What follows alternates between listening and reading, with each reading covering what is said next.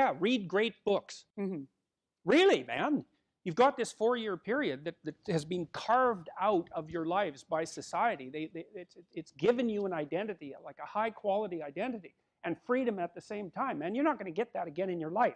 You've got a respectable identity, university student, and complete freedom associated with that, or as near as you're ever going to get. And you've got these unbelievable libraries that are full of the writings of people who are intelligent and articulate beyond comprehension.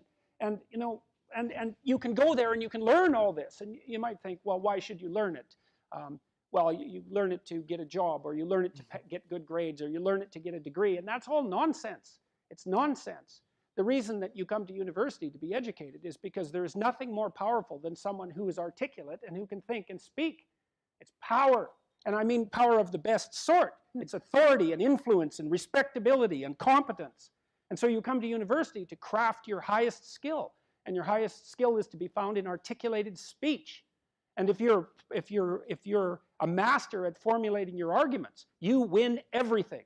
And better than that, when you win everything, everyone around you wins too. Because to transform yourself into, let's consider your transformation into something approximating the logos, it means you shine a light on the whole world. Well, there's nothing more exciting to do than that. There's nothing better you can possibly do.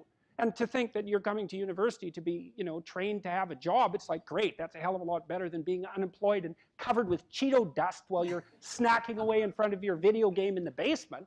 But it's not a, and I don't have anything against video games, by the way. The only reason you're not rich is because you're young. You know, that's the best, really, that's the, if you look at the 1% even, the dreaded 1%, you know, most of those people are old. Why? Well, when you progress through life, if you're reasonably successful, you trade in your promising youth for your wealthy old age. But you're still bloody old. Would you trade it? Would you trade your youth for that? Anything you want. It's like, that's what you're here for.